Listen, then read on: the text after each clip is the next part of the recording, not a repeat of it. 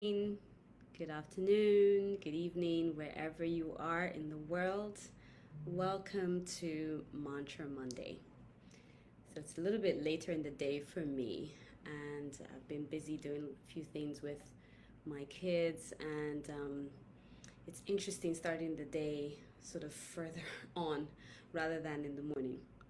But there's always a moment to just take stock and pause. So today, I'd like to try to and take stock through a mindful moment. So, of course, noticing your breath,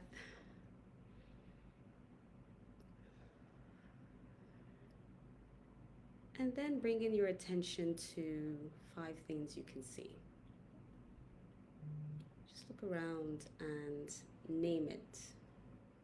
Bring your mind into focus.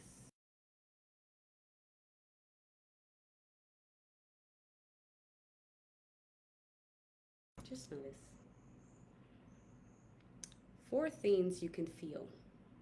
So, this is a good opportunity to feel your body. It could be the clothes you're wearing, it could be earrings, it could be the watch on your hand, your feet on the floor. Just four things you can feel. And then three things you can hear. The purifier in the room. It's like a little lull outside, the birds singing. Just take some time to just fine tune what you can hear and the subtle noises. Two things you can smell, and then one thing you can taste. So, this is a good mindful practice.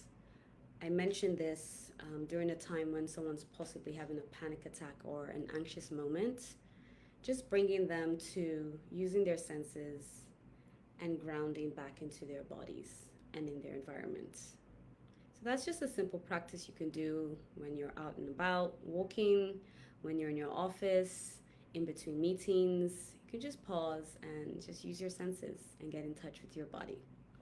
So, let's see what rock we have today.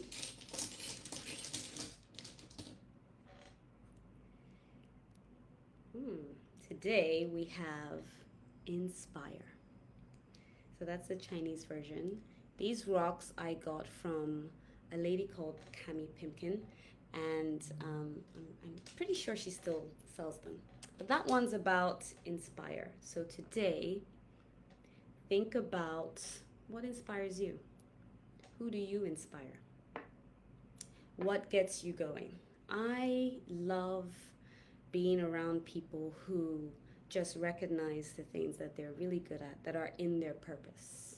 People who are comfortable in their skin and they're just going for it, taking risks.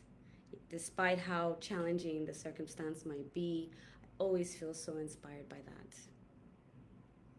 And when I think about who I inspire, well, I start with my kids. Those are my angels right there, and I can see in their eyes, those moments where they feel like, especially after Mother's Day, and they say all these beautiful things about what they love about me being a mom, and they inspire me too. They are just beautiful human beings. My daughter, for one, I asked her to make me a logo, and she made this beautiful lotus with a butterfly on it, and right down to the detail of how I like it. And I remember a time when she used to find those things tricky, but she's invested so much of her time really just using her skills, and she does that like with most of my videos and marketing that I do. It's all her designs, So I'm very inspired by that. I'm inspired by my son, who is also just a real heartsy person, very empathic. He always knows what's going on even before you say the words. So choose how you feel inspired today, choose who inspires you, and there's no right or wrong in it. But as you look at other people, also acknowledge what you do. So today I am inspired to go with my 101 Bible promises for every need. I woke up this morning and I thought, I'd like to go with that deck today. So let's see what this one brings for us as we spend time in our Mantra Monday, rewiring our brains, building new pathways, and creating those possibilities, those other outcomes that we're looking for to encourage and inspire us. So today it says, "Arise, shine, for your light has come. The glory of the Lord is risen upon you." There's actually a song that says, "Arise and shine and give God the glory, glory." Those songs I used to sing as a kid. And on the other side, it says, "You will keep him in perfect peace, whose mind is stayed on you because he trusts you." So we have arise and shine and to be kept in perfect peace. So as you think today about your mind and being steadfast in the mind and allowing yourself to be your best self, you shine your light when you don't have all the gunk inside, right? You just have the purity of who you are. So thinking about the gunk, recently I did something about the what if brain and just how we can catastrophize, right? So the what if brain can go to all the things that could possibly go wrong, or all the things that you think negatively about yourself.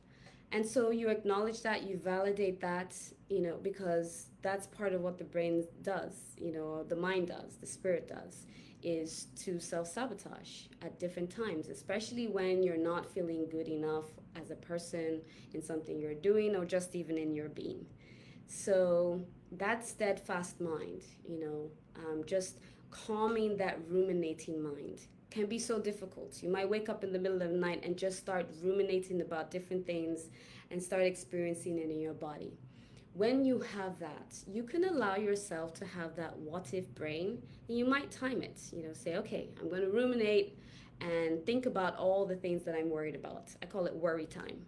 And think through it. Okay, so what am I worried about? What's the worst case scenario?